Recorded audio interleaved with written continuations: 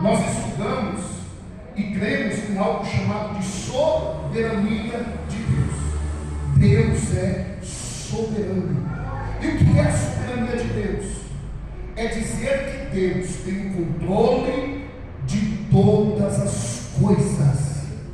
E nada do que acontece, acontece se não for da vontade de Deus. Então, se Deus permite a tempestade acontecer, Ele tem o controle dela. E Ele sabe o momento certo de findar essa tempestade. E eu quero ser profeta na vida de alguém aqui, para dizer o seguinte: que Jesus se levanta do trono hoje e dá uma ordem de comando. Eu não sei aonde é que você está sendo afligido, eu não sei aonde é que você está sendo afligida, mas uma coisa eu sei: o Cristo que nós adoramos nesta noite, Ele pode dar uma ordem, Ele pode liberar uma palavra, e uma palavra que Ele liberar, essa tempestade ela vai se acalmar. Se é dentro da tua casa, haverá paz. Se é no meio do teu trabalho, vai haver paz. Se é no teu corpo aquilo que te aflige, sairá no nome de Jesus Cristo. Porque quando Ele ordena, os anjos obedecem. Quando Ele ordena, os demônios batem retirada. Quando Ele ordena, as coisas acontecem. Quando Ele ordena, a porta se abre. Quando Ele ordena você e a sua casa, é salva. A ordem de Jesus hoje é vitória na nossa vida. Se você crê nisso, levante as suas mãos e aplauda o Senhor Jesus. O Senhor está dando ordem com respeito. Nós temos que tomar posse desta palavra. O Senhor está dando ordem ao nosso respeito. E aquilo que causava desespero em nós, Jesus hoje, ao findar desta campanha, deste propósito, Jesus está demonstrando que Ele sempre esteve no controle. E a palavra liberada hoje é: o fim desta tempestade cessou. E o tempo de cantar, o tempo de bonança sobre nós está vindo para a glória de Deus. Então Jesus mostra a eles que o difícil não é Jesus acalmar a tempestade. O difícil é eles, ao invés de terem medo, terem fé. Porque quando Jesus, verso 40, disse-lhe Jesus: por que vocês estão com medo? Por que vocês estão sentindo medo? E vocês sentem medo como alguém que não tem fé. Porque medo é natural, todos nós sentimos. E talvez dentre todos que estão aqui, eu sou o mais medroso. Só que a fé que eu tenho faz com que a minha vida não seja dominada pelo medo que existe em mim. Então quando Jesus diz: se vocês estão carregados de medo, é porque o medo de vocês está sendo maior do que a fé. Eu já disse isso algumas vezes, vou repetir. Diga assim: o meu medo não pode ser maior do que a minha fé. Porque se o meu medo for maior do que a minha fé, ele vai bloquear todas as minhas ações e vai fazer com que eu desista sem que antes aquilo tenha acabado. Porque eles já estão dizendo: nós estamos morrendo. E o que está causando isso? O medo. Não tem mais jeito. Aí não tem mais jeito, aí é só morte. Não, mas não tem nem que orar mais, não adianta nem jejuar. Aqui não tem mais o que fazer, eu acho que vai ser isso mesmo. E essa nossa fala é produzida por uma alma que está dominada pelo medo e ausente de fé. Por isso que Jesus desperta, faz o milagre e depois diz a eles: é a segunda pergunta: por que vocês são temerosos? Por que vocês são tímidos? Por que vocês estão com medo? Ao invés de vocês serem dominados pelo medo, vocês precisam estar cheios de fé. Porque o medo te faz colocar um ponto final em algo que não acabou, mas a fé te faz ver além daquilo que você está vivendo e acredita naquilo que Deus pode fazer. O medo te faz olhar com os olhos humanos. A fé te faz enxergar além da sua realidade e te faz ver com os olhos de Deus. Por isso que uma mulher cheia de fé, um homem cheio de fé, são imparáveis. Pode estar no meio de uma tempestade, mas sempre estarão vendo a bonança do outro lado. Pode estar numa circunstância difícil da vida, mas sempre vão enxergar uma esperança e uma porta aberta diante dos seus olhos. Esse é o poder da fé. E aí Jesus repreende eles: ao invés de vocês ficarem se lamentando, vocês deveriam usar o poder da fé que vocês possuem. Vocês precisavam olhar com os olhos da fé. Porque se vocês olhassem com os olhos da fé, vocês iriam enxergar que isso aqui é apenas um momento, mas não é o final da história de vocês. Salmo 30, versículo 5, vocês sabem de cor. O choro pode durar uma noite. Para uma pessoa que não tem fé, essa noite vai durar o resto da vida dela. Já viu uma pessoa que não anda por fé? Passa dia, entra dia, passa dia, entra dia, ela não consegue ter uma expectativa melhor, não consegue ver nada de bom. Então essa noite de choro dela, mas quando é uma pessoa que tem fé, esse texto se encaixa. O choro pode durar uma noite, é um momento, mas a alegria vem ao amanhecer. Olhem para cá. E eu quero falar com aqueles que estão verdadeiramente vivendo alguma tempestade da vida. Escute bem, isso não é permanente, isso é temporal. O que você está passando não é eterno, é apenas um momento, é apenas uma fase. Jesus está no controle. Isso vai acabar, mas continue perseguindo. E aí, pastor, o que eu faço enquanto não acaba? Continua remando. Continua remando e continua tirando a água com balde dentro do barco. Vai fazendo a tua parte. Vai fazendo a tua parte. Continua remando. Pega a mão do remo e diz: no meio da tempestade eu vou remar. No meio da tempestade eu vou remar. Eu só não vou desistir. Por quê? Porque eu estou cheio de fé. Eu sei que o meu Redentor vive. Ele se levantará no meio desta tribulação. E eu verei o milagre de Deus. Continue se movimentando como alguém que está cheio de fé. Porque essa fé aqui é uma fé que produz uma atitude na vida da pessoa. O que eles deveriam fazer? Continuar tirando a água do barco e continuar remando.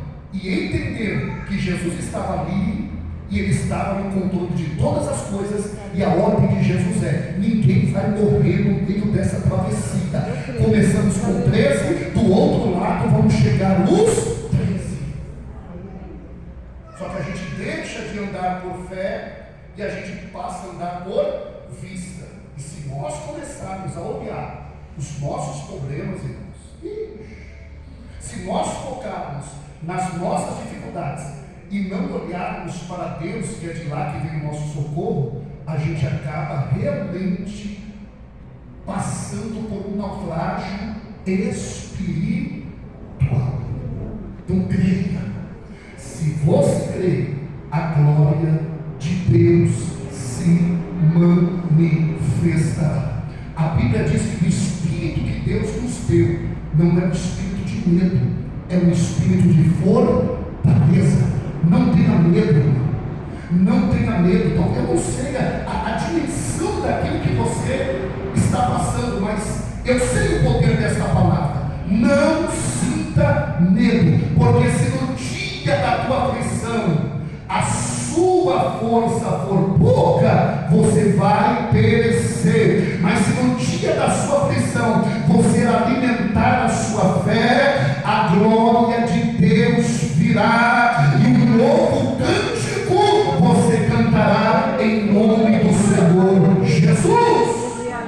Pega essa pessoa, dá aquele cutucão nela e diga assim: ó, a sua fé tem que ser maior do que o seu medo, porque pela sua fé você vai atravessar essa tempestade, e do outro lado Deus te dará o cântico da vitória. Prepare o culto de ações de graça.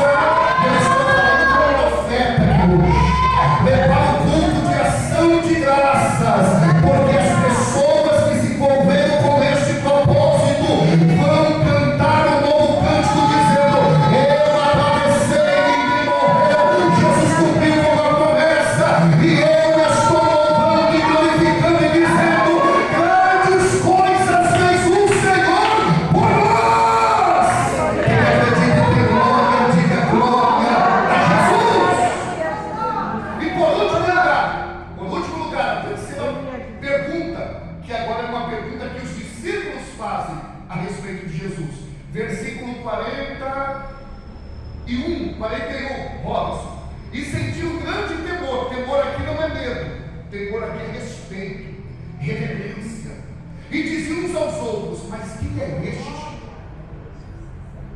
que até o vento e o mar lhe obedecem? Essa pergunta que eles fazem para o Senhor: mas quem é? Quem é o evangelista Alex? É uma pergunta que se faz de alguém que você não conhece. Você desconhece. Senhor, chega aqui, pastor, cara, quem é o evangelista Alex? Se eu estou fazendo essa pergunta, eu estou fazendo porque eu não tenho conhecimento de quem ele é, e eu preciso conhecer ele mais. E é uma prova de que os discípulos, embora caminhassem com Jesus, não conheciam verdadeiramente o poder desse Jesus. Primeiro, porque Jesus sempre vai surpreender a nossa vida. E o texto de Isaías diz que Ele é um Deus de coisas novas.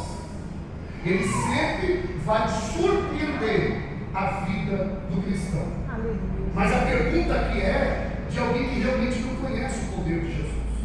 Por exemplo, nós estamos aqui cultuando. Entra uma pessoa aqui paralítica. E aí, a pastora Carla orou, esse paralítico levantou da cadeira. Quem é que vai ficar assombrado com isso? Levanta a mão. Ninguém. Por que ninguém vai ficar assombrado? Porque para a gente isso aí é normal. Nós sabemos que Jesus levanta o paralítico, não vai me pegar de surpresa. Só chega aqui e fala: olha, é claro que nós vamos louvar a Deus pelo que Ele faz, mas não vou ficar assustado. Nossa, o paralítico levantou. Oh meu Deus, eu nunca vi isso. A pessoa vem aqui: gente, ó, meu diagnóstico, eu fui curada de um câncer. Nós vamos louvar, glória a Deus, louvado seja Deus. Mas aquilo não vai causar em mim uma, como que eu posso dizer, uma surpresa. Nossa, eu vou ficar surpreendido porque Jesus curou o câncer. Eu conheço Jesus e eu sei que Ele tem o poder de curar o câncer. Uma pessoa que tem deficiência visual, abre os olhos, não me causa surpresa. Você vira aqui e dizer: pastor, Deus abriu uma porta. Não foi uma porta, não, foi um portão. Não vai me causar surpresa. Pastor, olha, Deus desceu lá no meu lado, fez uma obra que até o gato ficou crente. Isso não vai me causar surpresa. Aleluia. Mas por que, pastor? Porque eu conheço Jesus. Isso vai me causar um sentimento de louvor. Senhor, obrigado. E louvar é reconhecer as obras que Jesus faz em benefício da nossa vida. Mas não me causa surpresa, porque a gente sabe quem é Jesus. Nós não temos dúvidas nenhuma do poder do Senhor Jesus. E a Bíblia diz em Gênesis 18:14: haveria alguma coisa difícil para Deus? É difícil para nós essa tempestade, mas para Deus é muito fácil dele resolver. Vocês conhecem o texto bíblico, Isaías 43,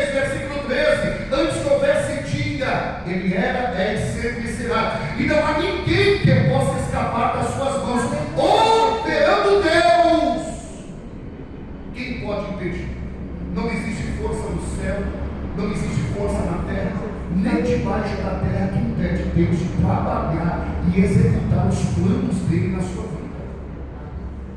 Lucas 1,37, isso aqui lacra.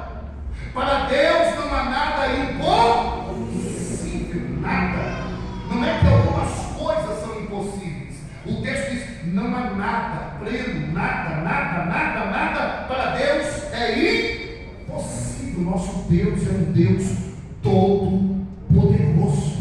Se Deus decidir abrir os céus aqui, nesse exato momento, coisas que nós nunca experimentamos ou testemunhamos, pode acontecer no nosso meio, mas isso não vai nos causar surpresa, isso vai causar gratidão, porque quem conhece a Deus não se surpreende pelo poder que Ele manifesta no nosso meio. Então, uma pessoa que se desespera no meio de uma tempestade é uma pessoa que verdadeiramente ainda não teve um encontro com Jesus. Ela não conhece o poder desse Jesus. Ela não conhece a grandeza desse Jesus. E a Bíblia diz que, se Deus quiser, somente pelo sopro da sua voz, Ele chama a existência aquilo que não existe. Deus é grande demais. Jesus é poderoso demais. Jesus passa lá em casa, não precisa nem ter que ir. É só liberar uma palavra que tudo vai mudar para a glória dele. Ele é grande demais e a grandeza dele se revela no nosso meio nesta noite. A grandeza de Jesus se manifesta através do poder